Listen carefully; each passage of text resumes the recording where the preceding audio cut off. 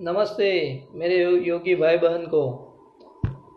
मित्रों, आज हम हठ प्रदीपिका के तृतीय उपदेश पर बात करेंगे। तो यहाँ पे तृतीय उपदेश की मैं बात करने के लिए आपके समक्ष आया हूँ। मित्रों, अगले दोनों वीडियो में हमने बात की थी हठ प्रदीपिका के प्रथम और द्वितीय उपदेश की। अब हम तृतीय उपदेश की बात करते हैं। तो आइए देखते हैं। मैं आपको कहता हूँ कि बार बार कहता हूँ कि मेरी ये चैनल सब्सक्राइब करना और बेल आइकन को भी ठीक करना। मित्रों, यहाँ पे जो आपको मैं ये मटेरियल और जो गाइडलाइन जो मार्गदर्शन दे रहा हूँ, ऐसा आपको पैसे से खरीदोगे बुक्स तो भी नहीं मिलेगा। तो और इस तरह से लिखा हुआ, इस तरह से सिस्टम से लिखा हुआ आपको नहीं मिलेगा। मिलेगा तो सही, लेकिन सब मिक्स मिलेगा। मैंने उसमें से उसको अलग करके इस तरह लिखा है कि आपको आसान से याद रह जाए। तो चलो देखते हैं आज तृतीय उपदेश। तृतीय उपदेश में कुंडली की बात बताई है यहाँ पे। तो कुंडली संपूर्ण योग शास्त्रों का आधार है। कुंडली को संपूर्ण योग शास्त्रों का आधार यहाँ स्वामी स्वात्माराम ने बताया है। कुंडलिनी गुरु के अनुग्रह से जग जाती है। कुंडलिनी शक्ति ही गुरु का अगर हमारे पर अनुग्रह हो तो ही कुंडलिनी जग जाती है। और यहाँ पे लिखा है कि सभी षट चक्र ग्रंथियाँ खुल जाती है। गुरु के अनुग्रह से क्या क्या हमें लाभ मिलता है, ये लिखा है कि हमारे जो षट चक्र है, जो शरीर के अंदर 6 चक्र आए हुए वो, और ग्रंथियाँ, ब्रह्म ग्रंथि, रुद्र ग्रंथि और विष्णु ग्रंथि, वो ग्रंथियाँ खुल जाती हैं। सुषुम्ना प्राण के लिए राजमार्ग समान सुखदायी।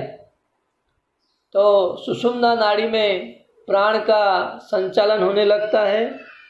चित्त निरालंब हो जाता है।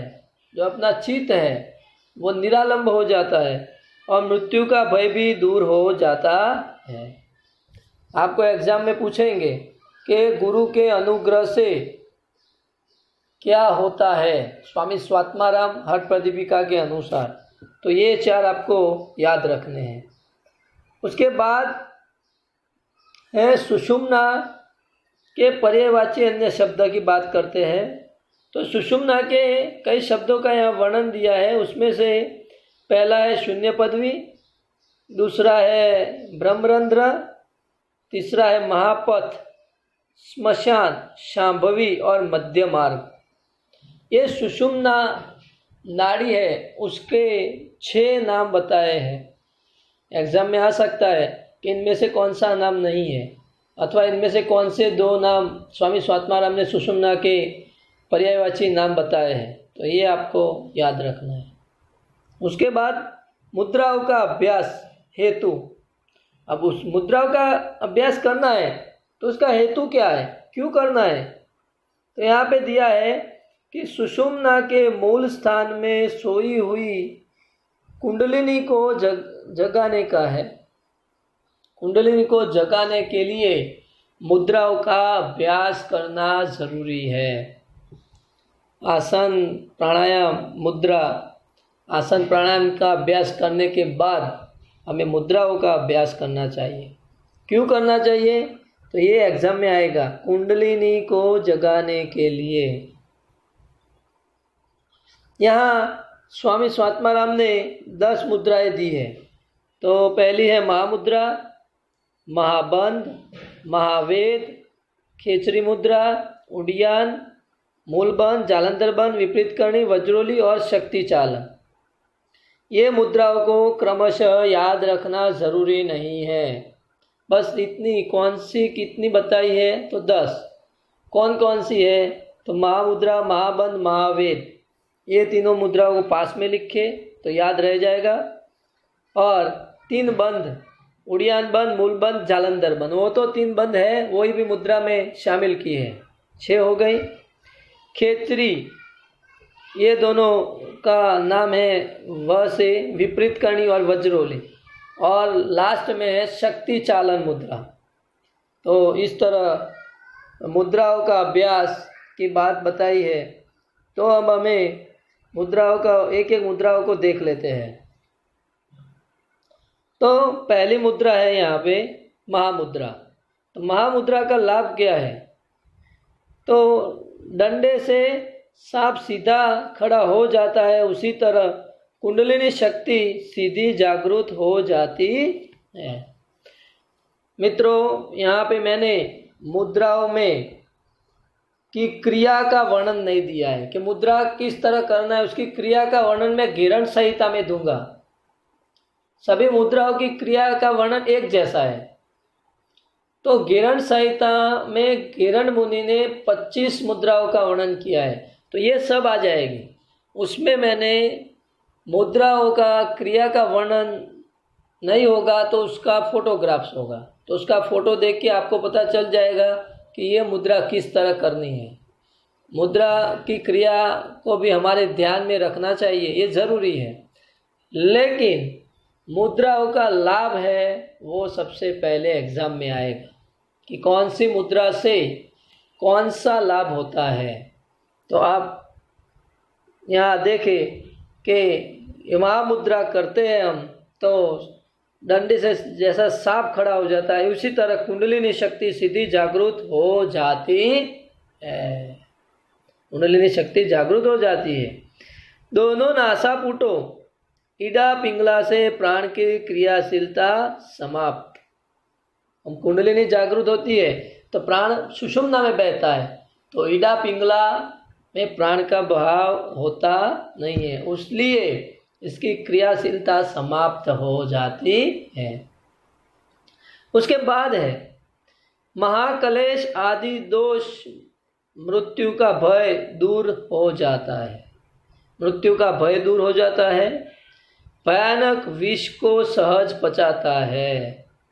चठराग्नि प्रदीप्त होती है तो विष भी पच जाता है। क्षय, कुष्ठ रोग, चर्म रोग, वायुगोला, अजीर्ण, अनेक दोष नष्ट हो जाते हैं। तो यहाँ पे आपको बताया हुआ है कि सभी दोष नष्ट हो जाते हैं। बाएं दाएं से समान संख्या में करना चाहिए। तो यहाँ पे मुद्राओं की बात बताई है। मुद्रा में पहली महामुद्रा का हमने वर्णन यहाँ पे आपको बताया। दूसरा है महाबंध। तो दूसरी मुद्रा है महाबंध। तो महाबंध हम करते हैं। महाबंध मतलब तीनों बंद एक साथ, तीनों बंद एक साथ।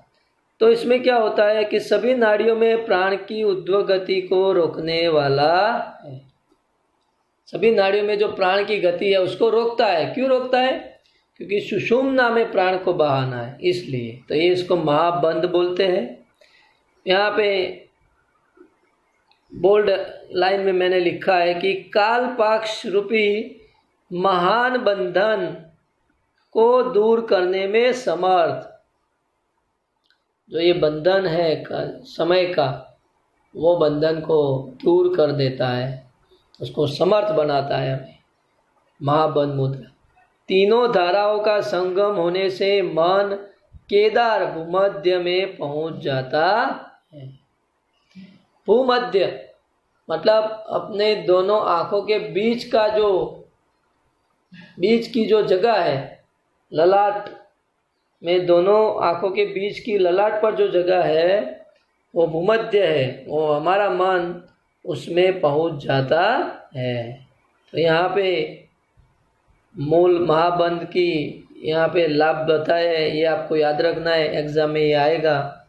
उसके बाद है महावेद। महावेद मुद्रा क्या है? तो महावेद के बिना महामुद्रा और महाबंध फलहीन है। महामुद्रा और महाबंध फलहीन है, ये बताया है।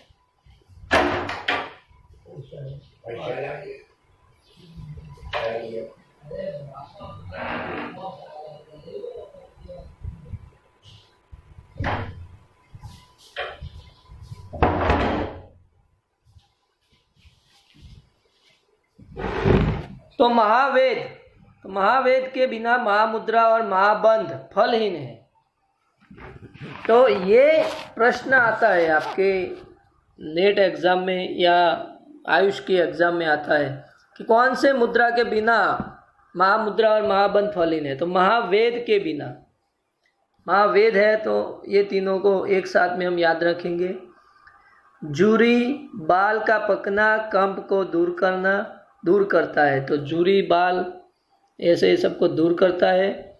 बुढ़ापा मृत्यु को दूर करता है, बुढ़ापा मृत्यु को दूर करता है। जठराग्नि प्रदीप्त अणिमा आदि सिद्धियों को प्रदान करता है। 8 सिद्धियां है, अष्ट सिद्धि नवनिधि। तो 8 सिद्धि अणिमा महिमा गरिमा लधिमा जैसे 8 सिद्धियां है, वो सब सिद्धियां हमें महावेद से मिलती हैं, ये मुद्रा से प्राप्त होती है। अभ्यास प्रति 3 घंटे पर 8 बार करना है, 3 घंटे पर 8 बार करना है। तो 3 घंटे में करते हैं तो 1 बार, दूसरे 3 घंटे में करते हैं तो 2 बार, तीसरे 3 घंटे के बाद में करते हैं तो 3 बार। तो 8 मल्टीप्लाई 3 तो 24 हुआ ना। तो पूरे दिन में 3 घंटे पर 8 बार करना है, मतलब 3 घंटे के बाद 1 बार और 3 घंटे के बाद नहीं, यहाँ पे 3 घंटे के बाद 8 बार करना है। हर 3 घंटे के बाद 8 बार इसका अभ्यास करना है। तो इस तरह इसका अभ्यास हमें करना चाहिए। अब है खेचरी। तो खेचरी में क्या है कि जीभ को कपाल कुहर में दृष्टि भूमध्य पे, हमारी जीभ है उसको अंदर जो ब्रह्मरंध्र है उसको जीभ को उल्टा के ऊपर उसको लगाया जाता है और भूमध्य पे हमारी दृष्टि होनी चाहिए। दोनों आँखों के बीच का जो भाग है बाहों का, उस पर काटना चालन दोहन, जीभ को नीचे की नस आती है उसको काटना पड़ता है, जीभ को चालन करना पड़ता है, उसका दोहन करना पड़ता है। ये कोई अनुभवी योगी के देखरेख में ये मुद्रा करनी चाहिए क्योंकि थोड़ा रिस्की है। तो स्थूवर स्नूही के पत्ते के समान तीक्ष्ण धार से जीभ को काटना। ये पत्ता आता है, उसके पत्ते पर ये एक स्नूही आता है, तीक्ष्ण धार आती है, वो धार से जीभ को थोड़ा काटना और उस पर हरडे नमक का लगाना। क्यों लगाना? क्योंकि इसमें कोई इन्फेक्शन ना हो जाए, उसमें पकना शुरू ना हो, इसलिए ऐसा यहाँ बताया है। तो उसके लाभ क्या है? तो इस तरह एक खेचरी मुद्रा हमें करनी चाहिए। तो लाभ है विष, रोग, मृत्यु, बुढ़ापा से रहित, रोग, मरण, तंद्रा, निंद्रा, भूख, प्यास, मूर्छा नहीं सताती, ये सब हमें सताता नहीं। चित्त शून्य में विचरण करता है, जिह्वा से सोमपान करता है, वह मृत्यु को जीत लेता है। खेचरी मुद्रा में चित्त शून्य में चला जाता है, कोई विचार नहीं। और सोमपान क्या है? तो हमारे अंदर जो ऊपर का भाग है, जो मुंह का भाग, उसमें चंद्र है और नीचे पेट का भाग वो सूर्य है। तो जो चंद्र से अमृत का रस निकलता है, उसका जो जठराग्नि है सूर्य का भाग, वो उसको खा जाती है। तो इसे रोकने के लिए ये जीवा सोमपान करती है और मृत्यु को जीत लेती है। तो ये यहाँ चीज़ ये बताई है। तो यहाँ पे ये भी एग्जाम में आता है, कौन से पत्ते से? तो थुअर स्नूही के पत्ते से, ये आपको याद रखना है। उसके बाद है उड़ियान। तो प्राण रूपी महापक्षी निरंतर उड़ान भरता है, यह उड़ियान कहा गया है।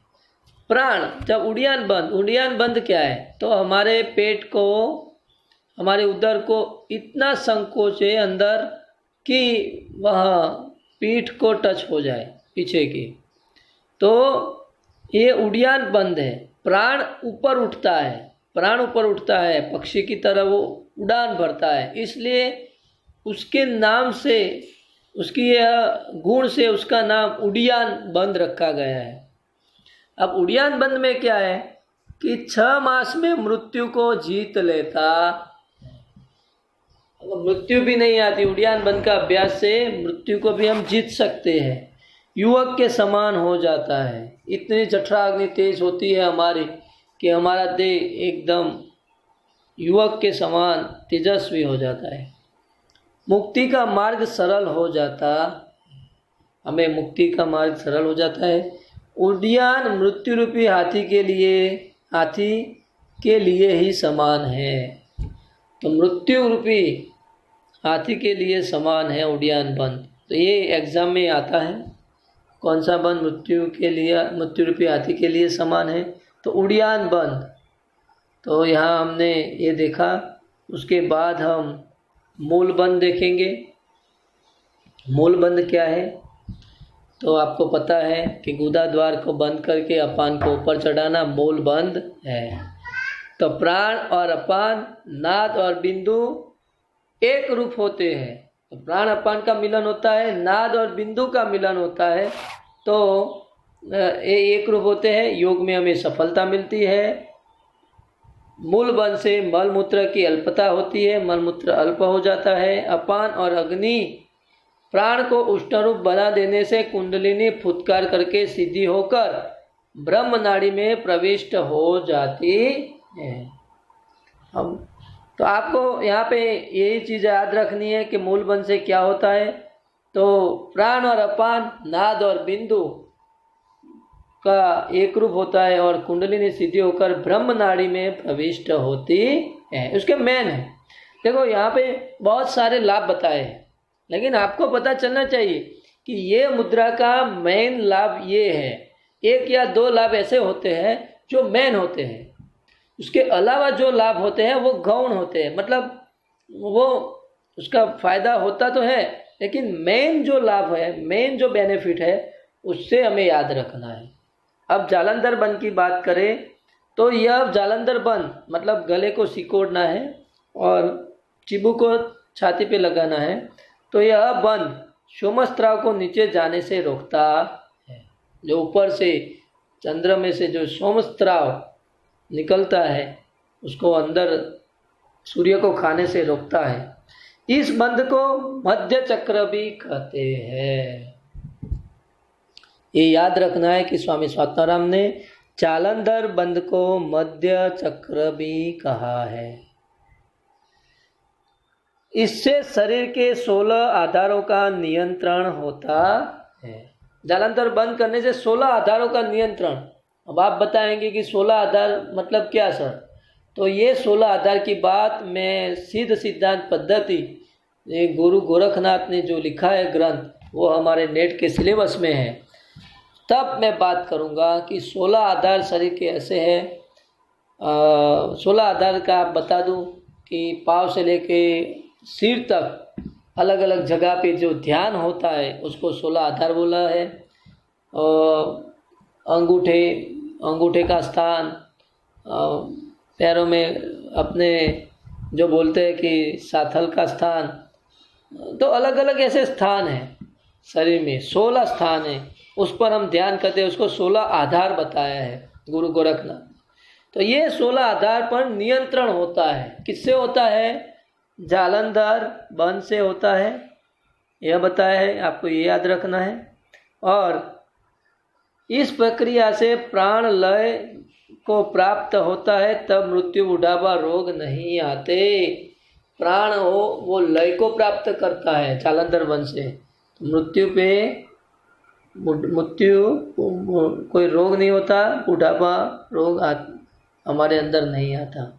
देखो ये ऐसी चीज़ बताइए कि आज के आधुनिक ज़माने में हम मान भी नहीं सकते हैं, लेकिन ये सब सत्य है।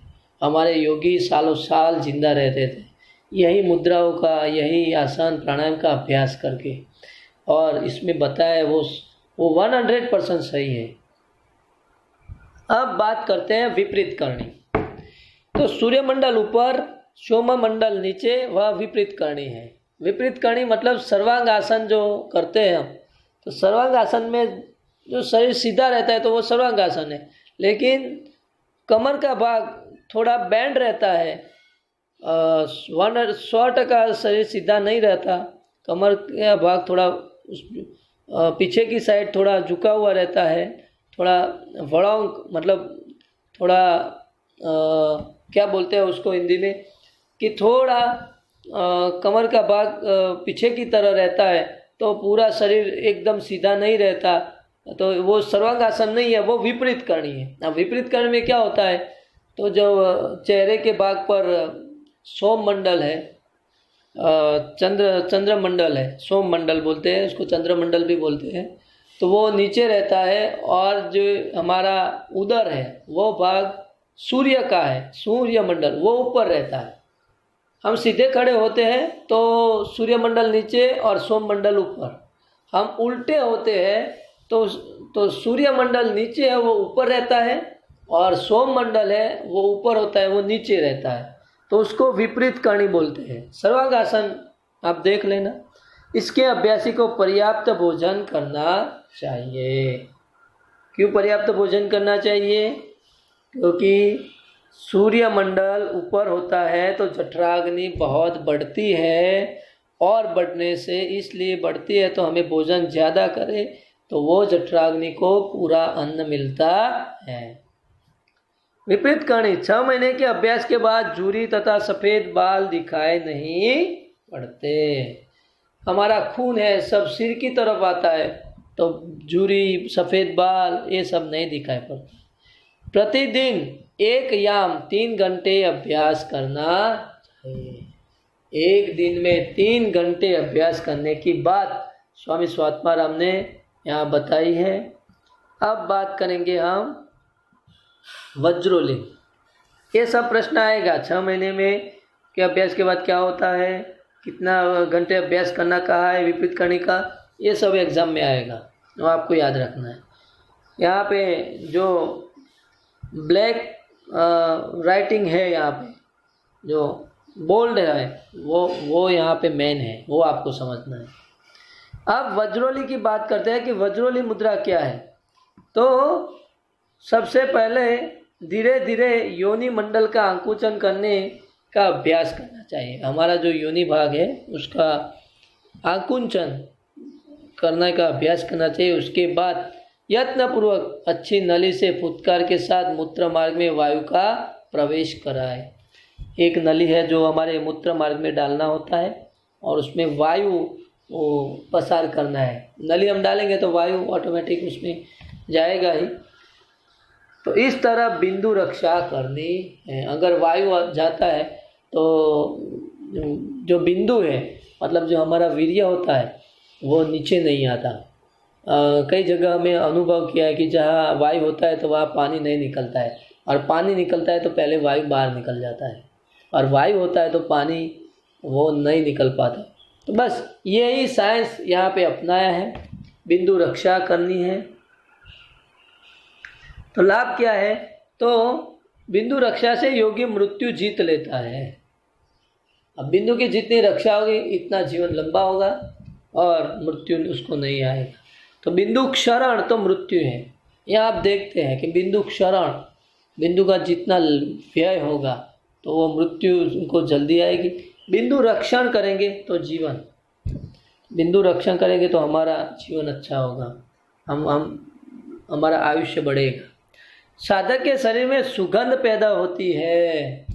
बिंदु रक्षण होता है तो सुगंध पैदा होती है। मनुष्य स्त्री पुरुष के चित्त के अधीन शुक्र है। चित्त के अधीन शुक्र है, मतलब हमारा चित्त स्थिर है। तो शुक्र किस में है? बिंदु में है, तो शुक्र स्थिर है। अगर हमारा चित्त चंचल है तो शुक्र भी स्थिर नहीं रहता, वो हमारे शरीर से बाहर निकल जाता। तो शुक्र के ऊपर ही जीवन निर्भर है। यत्नपूर्वक शुक्र की रक्षा करें। हम प्रयत्न करके जो हमारे अंदर शुक्र की रक्षा हमें करनी चाहिए। तो यहाँ ये बताया है। अब बात करते हैं हम शक्ति चालन क्रिया। तो शक्ति चालन क्या है? तो इसमें कुंडलिनी के अन्य नाम बताए हैं। कुंडली का दूसरा नाम शक्ति भी है। तो शक्ति चालन क्रिया में कोई मुद्रा नहीं है, इसमें सिर्फ नाम बताया है स्वामी स्वात्माराम ने। क्या बताया है? तो कुंडलिनी के नाम बताए, कुटलांगी, कुंडलिनी, भुजंगिनी, शक्ति, ईश्वरी, कुंडली, अरुंधति। तो इतने नाम स्वामी स्वात्माराम ने बताए हैं। तो यहाँ पे जो मुद्राओं का अभ्यास किया, तो ये 10 मुद्राओं का हमने अभ्यास किया है। महामुद्रा, महाबंध, महावेद, खेचरी, उड़ियान बंध, उसको आप बार बार देखना है, आपको याद रह जाएगा। उसके मेन लाभ को याद रखें, मुद्रा की पोजीशन देखें और पोजीशन के हिसाब से उसका लाभ आपको याद रखने का प्रयत्न कीजिए। बार बार उसको देखें, याद रह जाएगा। सभी लाभ याद नहीं रहेंगे तो कोई प्रॉब्लम नहीं, लेकिन उसका जो मेन लाभ है वो तो याद रहना ही चाहिए। तो ये हमने यहाँ बात की है। मुद्रा के बाद यहाँ वज्रोली की ज़्यादा बात की है, तो हम वज्रोली की थोड़ी बात करेंगे। तो वज्रोली में क्या है? तो वज्रोली के यहाँ 2 प्रकार दिए हैं। हमने देखा था कि तीसरे उपदेश में सबसे ज़्यादा वज्रोली की बात की है, वज्रोली और खेचरी। तो देखते हैं वज्रोली में क्या है। तो 2 प्रकार है, ये एग्जाम में आता है, सहजोली और अमरोली। वज्रोली के 2 प्रकार, सहजोली और अमरोली। तो सहजोली क्या है? तो यहाँ देखते हैं सहजोली। इस समय जले हुए गोबर का उत्तम भस्म जल में मिलाकर योगी स्त्री पुरुष वज्रोली प्रक्रिया से बिंदु को खींचने के बाद अपने अंग में लगाते हैं। तो हमें सबसे पहले वज्रोली क्रिया करना है। वज्रोली क्रिया में मूत्र मार्ग में नली डाल के उसमें वायु प्रसार करना है, बिंदु रक्षा करनी है। ये क्रिया करने के बाद गोबर जो जला हुआ है उसकी जो भस्म होती है, वो भस्म और पानी वो दोनों मिक्स करके पूरे शरीर पे लगाना है। तो ये जो हम ये क्रिया करते हैं उसको सहजोली क्रिया करते हैं, सहजोली क्रिया कहते हैं। उसका लाभ क्या है? तो यह प्यास विशिष्ट मुक्ति को देने वाला है। अपने शरीर पे भस्म लगाते हैं तो हमारे अंदर यही भावना है कि ये शरीर का एक दिन भस्म होना है, ये शरीर भस्म का ही है, हम तो आत्मा है, दिव्य चेतना है। वो यही भावना हमारे अंदर होती है और मुक्ति की तरफ हमारी जो प्यास है वो बढ़ती है। आप समझ गए होंगे। अमरोली क्या है? तो इसमें साधक नासिका प्रदेश, भूमध्य प्रदेश के स्त्राव अमृत का प्रतिदिन पान करता है। मैंने बोला कि हमारा जो भूमध्य प्रदेश है वहाँ से अमृत निकलता है और उसको सूर्यमंडल जो उधर के भाग पे आया है वो खा जाता है। तो वो अमृत का पान हम प्रतिदिन करते हैं, उसको अमरोली बोला है। अमृत का पान से हमें दिव्य दृष्टि प्राप्त होती है। इसमें क्या है बोला है कि योनि मंडल का स्त्राव और सोम मंडल का स्त्राव मिश्रण से दिव्य दृष्टि, योनि मंडल और सोम मंडल दोनों स्त्राव का जो मिश्रण होता है उससे हमें दिव्य दृष्टि प्राप्त होती है। स्त्री साधिका रज का रक्षण करती है, वह योगिनी। हमारे पुरुष में शुक्र की रक्षा करनी चाहिए और स्त्री में रज की रक्षा करनी चाहिए। तो लाभ क्या है? तो यहाँ पे अमरोली का लाभ है कि भूत भविष्य को जान लेती है। हम वर्तमान को तो हम जानते हैं, लेकिन भूत और भविष्य को भी हम जान सकते हैं। आकाशगामिनी होती है, हमारा जो शरीर इतना हल्का हो जाता है कि हम आकाशगामिनी की सिद्धि हमें प्राप्त होती है। वज्रोली के लाभ यहाँ बताए कि देह सिद्धि मिलती है, देह पर हमारा काबू होता है, देह पर सिद्धि मिलती है। यह यौगिक अभ्यास भोग भोगते हुए भी मुक्तिदायक है। देखो ये लाइन बहुत हमें सिखा देगी। यह यौगिक अभ्यास भोग भोगते हुए भी मुक्तिदायक है, मतलब संसारी लोग भी वज्रोली मुद्रा का अभ्यास कर सकते हैं। वज्रोली मुद्रा का अभ्यास संसारी लोग भी कर सकते हैं और मुक्ति के लिए बहुत हमारे लिए लाभदायक है। अब बात करते हैं शक्ति चालन। तो शक्ति चालन की यहाँ बात करते हैं तो यहाँ कुंडलिनी को शक्ति चालन कहा है। तो क्या बताया यहाँ? तो तो कुंडलिनी गंगा, ईडा, यमुना, पिंगला के बीच में स्थित जो बाल रंडा कुंडली है, कुंडलिनी को बाल रंडा यहाँ पे कहा है। ये प्रश्न जो नेट एग्ज़ाम जो मैंने दी थी उसमें आया था। तो गंगा, तो ईडा, यमुना, पिंगला, ये दोनों के बीच में जो स्थित है वो बाल रंडा कुंडली है। मूलाधार में स्थित कुंडलिनी प्रातः सायं आधा प्रहर, प्रातः मतलब सुबह, सायं मतलब शाम को, आधा प्रहर मतलब 3 घंटे तक सूर्य पिंगला नाड़ी से पूरक करके युक्ति पूर्वक पकड़कर चलाना चाहिए। कुंडलिनी को यहाँ चलाने की बात की है।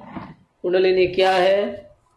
तो आधा प्रहर 3 घंटे तक पिंगला नाड़ी सूर्य से पूरक करके, मतलब सूर्य भेदन प्राणायाम जैसा हुआ, सूर्य भेदन प्राणायाम ही हुआ, तो युक्ति पूर्वक पकड़ के कुंडलिनी को मूलाधार में स्थित जो कुंडलिनी है, मूलाधार कहाँ पे है?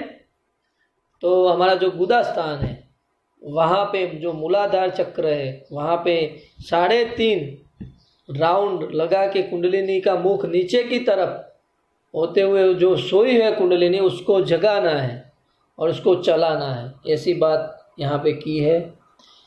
अब यहाँ बात करते हैं कंद का लक्षण। तो स्वामी स्वात्माराम ने कंद किसको बताया, हम ये देखते हैं। तो मूल स्थान के से 1 बीता यानी 9 इंच ऊंचाई, 4 अंगुल 3 इंच विस्तार वाला कोमल सफेद तथा वस्त्र में लिपटे हुए के समान। तो यहाँ पे कंद है, मूल स्थान से 1 बीता मतलब 9 इंच ऊपर और 3 इंच विस्तार वाला, 4 अंगुल मतलब 3 इंच विस्तार वाला, मतलब उसकी जो ब्रेथ है वो 3 इंच। तो ये है वो उसको विस्तार वाला सफ़ेद तथा वस्त्र में लिपटे हुए के समान। तो सफ़ेद वस्त्र के समान उसमें लिपटा हुआ एक जो स्थान है उसको कंद बोला है। तो एक कंद के लक्षण बताए हैं। कुंडलिनी जागरण की बात की है तो वज्रासन में बैठकर कुंडलिनी को चलाने की क्रिया करे। वज्रासन में बैठकर कुंडलिनी चालन के ये क्रिया करनी चाहिए। भस्त्रिका कुंभक करे, भस्त्रिका से कुंडलिनी शीघ्र ही जग जाती है, इसलिए बोला है कि भस्त्रिका कुंभक करे वज्रासन में बैठकर, इससे कुंडली शीघ्र जगती है। तो यहाँ पे कुंडलिनी कैसे जगती है वो बताया है। कुंडलिनी क्यों जगानी है? क्योंकि कुंडलिनी जगेगी तो सुषुम्ना नाड़ी में प्राण का प्रविष्ट होगा और सुषुम्ना नाड़ी में प्राण का बहाव होगा तो मनोन्मनी स्थिति उत्पन्न होगी।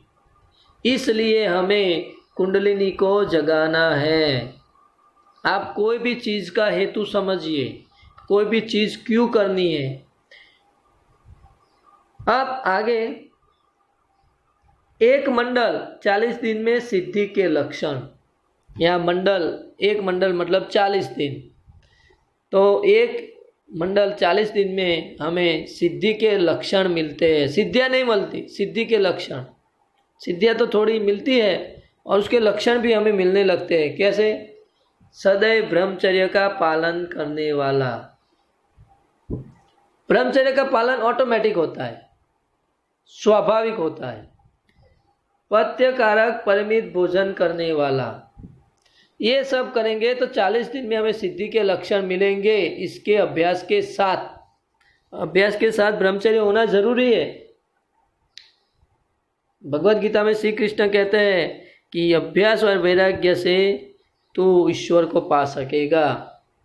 तो ये अभ्यास और वैराग्य, ब्रह्मचर्य का पालन करने वाला, पथ्यकारक और परिमित भोजन करने वाला, जो पथ्यकारक भोजन है, और परिमित जो मिताहार भोजन करने वाला है वो, और कुंडली चलाने के अभ्यासी को सिद्धि के लक्षण 40 दिन में मिलते हैं।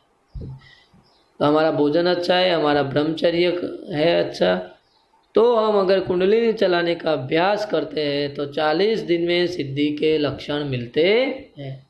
ये प्रश्न भी नेट एग्जाम में आ सकता है। मैं आपको बार बार कहता हूँ कि इसके बार का नेट एग्जाम में नहीं आएगा। नेट एग्जाम में अगर हर प्रातिपदिका के 10 या 12 क्वेश्चंस रखे हैं तो इसके अंदर से ही आएगा। मैंने जो वीडियो यहाँ पे आपको दे रहा हूँ इसमें से ही आएगा, उसके बाहर का कुछ नहीं आएगा। मैं आपको श्योरिटी देता हूँ। बस इतना आप तैयार कर दीजिए, आप 100% पास हो जाओगे, क्वालिफाई कर देंगे आप। नेट हो, JRF हो, जो भी हो। याद रखें, यहाँ पे लिखा है कि समाधि के बिना आसन, समाधि के बिना कुंभक, समाधि के बिना सांभी, वज्रोली आदि मुद्राओं भी निर्थक है। यहाँ ऐसा बताया है कि कुछ भी हम करें लेकिन समाधि नहीं मिले तो हमारा आसन, कुंभक, प्राणायाम, मुद्रा, बंधों का जो भी अभ्यास हमने किया है सब व्यर्थ है, कोई काम का नहीं। हमारा एक ही लक्ष्य होना चाहिए कि इसके अभ्यास से हमें समाधि अवस्था प्राप्त हो। ये चीज़ स्वामी स्वात्मानंद ने यहाँ बताई है। उसके बाद खेचरी मुद्रा के कुछ अंश बताए। मैं आपको बता दूं कि जीवा से सोमपान करता है, खेचरी मुद्रा के अंश है वो, खेचरी मुद्रा के अंदर आते हैं वो। तो जीवा से जो सोमपान करता है तो आधे महीने में मृत्यु को जीत लेता। खेचरी मतलब जीभ को ऊपर की होल है जो, उसमें लगाकर हमें जो अभ्यास करना है, उसमें अगर ऐसा अभ्यास हो, अगर हम सोमपान करते हैं जीभ के द्वारा तो आधे महीने में ही हम, मतलब 15 दिन में ही हम मृत्यु को जीत लेते हैं। शरीर सोम स्त्राव से भरा। अब शरीर में सोम स्त्राव बहुत बढ़ जाता है तो क्या होता है? तक्षक सर्प काटने पर भी विष नहीं। तक्षक सर्पी की बात की है। तक्षक मतलब सबसे जहरीला सर्प। इतना जहरीला सर्प भी हमें अगर काट जाए तो हमें कोई भी विष की कोई भी असर नहीं होते। सोमत्राव से पूर्ण साधक आत्मा नहीं छोड़ती। सोमत्राव से पूर्ण शरीर होता है तो आत्मा शरीर को छोड़ती नहीं है। मतलब हमारा आयुष्य लंबा होता है, लंबा बन जाता है। जीवा प्रवेश से उष्णता। हम जीवा प्रवेश जब करवाते हैं, ऊपर जो ब्रह्मरंध्र है उसमें अगर जीवा मतलब हमारी जो टंग है उसको फोल्ड करके उसमें हम प्रवेश करवाते हैं तो क्या होता है? तो उष्णता होती है, उष्णता पैदा होती है। उष्णता से हो क्या होता है? उष्णता से अंदर से स्त्राव पैदा होता है, सोमस्त्राव पैदा होता है। और सोमस्त्राव कौन लेता है? तो वो उसको जीभ ग्रहण करती है, और जीभ ग्रहण करती है तो क्या होता है? अमर वारुणी है। जो स्त्राव स्त्रावित है उसको अमर वारुणी बोला है। अमर मतलब हमारे जीवन को अमर बना देने वाला स्रोत। तो यहाँ पे आपको याद रखना है कि जो सोमस्त्राव है उसको अमर वारुणी बोला है। जीवा प्रवेश से क्या होता है? तो नमकीन, तीखा, खट्टा, दूध, शहद, घी का स्वाद। शुरुआत का यहाँ बताया है कि शुरुआत में पीरियड में नमकीन जैसा, तीखा, खट्टा, दूध, शहद, घी जैसा स्वाद, अलग अलग स्वाद आते हैं। और बाद में क्या आता है? बाद में जो अमृत का, जो सोमस्त्राव का अमर वारुणी है उसका स्त्राव, अमृत का स्त्राव कानों में अनुभूति होती है।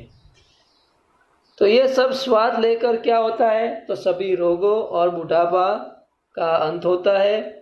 शस्त्र प्रहार का प्रभाव नहीं, हमारे पास शस्त्र का कोई प्रहार करता है उसका कोई प्रभाव नहीं होता। 8 सिद्धियों वाले अमरत्व को प्राप्त। हमारे अंदर 8 सिद्धि वाले, हमें 8 अष्ट सिद्धि मिलती है और अमरत्व प्राप्त होता है। अष्ट सिद्धि हनुमान महाराज को थी। अष्ट सिद्धि नवनिधि के दाता थे वो, तो वो अभी अमर है ऐसा हम मानते हैं। तो ये चीज़ यहाँ पे राइट होती है कि 8 सिद्धियों वाले अमरत्व को प्राप्त होता। और यहाँ आगे बताया कि स्वामी स्वात्मानंद ने यहाँ पे क्या कहा है? तो गौ मांस का बात किया। गौ मांस मतलब गाय का मांस ऐसा नहीं, गौ मतलब जीवा। गौ का अर्थ बताया जीवा, ये भी एग्जाम में आता है। स्वामी स्वात्मानंद ने गौ का अर्थ क्या बताया? तो जीवा। गौ मांस तो तालु में जीवा का प्रवेश, यह अर्थ है। ऊपर का जो तालु है उसमें हम जीवा का प्रवेश कराते हैं, तो उसको गोमोस की यहाँ बात की है, तालु में जीवा का प्रवेश। तो आप याद रखेंगे। यहाँ बताया कि सृष्टि का मूल बीज क्या है? प्रणव। प्रणव का मतलब ओमकार। मुद्रा में सबसे एक मुद्रा कौन सी? खेचरी। निरालंब ही एक परमात्मा है, निरालंब अवस्था को परमात्मा बोला है, और एकमात्र अवस्था मनोन्मनी है। तो ये चीज़ सब एग्जाम में आता है। तो आज हमने तीसरे उपदेश की चर्चा यहाँ पूरी की है। तीसरे उपदेश में हमने बात की है कि मुद्राओं के अभ्यास की बात की है। 10 मुद्राओं, कुंडलिनी के पर्यायवाची नाम, सुषुम्ना के पर्यायवाची नाम, कुंडलिनी के पर्यायवाची नाम, 10 मुद्राओं का वर्णन, वज्रली मुद्रा और खेचरी मुद्रा के कुछ अंश की बात की है। तो ये सब चीज़ें आपको याद रखनी है। तो मेरे प्यारे योगी भाई बहन, इस तरह इसमें जो दिख रहा है उसका आप एक नोट्स बनाएं, ये वीडियो को बार बार सुने और उसको लाइक करें, शेयर करें। मैं चाहता हूँ कि ये 10 दिन में जो मेरे सब्सक्राइबर हैं वो बढ़कर बहुत सभी लोगों के पहुँच जाए, मैं ऐसा चाहता हूँ, क्योंकि सभी मेरे योगी भाई बहन महंगी पुस्तकें लाते हैं और उनको सॉल्यूशन नहीं मिलता। अब उनको पुस्तकों लाना नहीं है, सिर्फ मटेरियल खुद बनाना है, खुद तैयारी करनी है और ये वीडियो देखना है। तो मैं ऐसा चाहता हूँ कि मेरे सब्सक्राइबर आज 30 हैं, तो उससे बढ़कर वो 1000 हो जाए, उसका मैंने टारगेट रखा है कि मेरे 1000 योगी भाई बहनों को मैं जल्द से जल्द मैं अपना मटेरियल पहुंचा सकूं। आपसे मुझे प्रोत्साहन चाहिए और ऐसे हर एक वीडियो में अच्छा बनाऊं, ऐसी आपके भी मुझे मदद चाहिए। बस आपका प्रेम भाव मेरे लिए आशीर्वाद है। मैं यहाँ पे मेरी वाणी को विराम देता हूँ। अगले वीडियो लेक्चर में चतुर्थ उपदेश पर बात करेंगे। अस्तु। जय भारत, जय हिंद।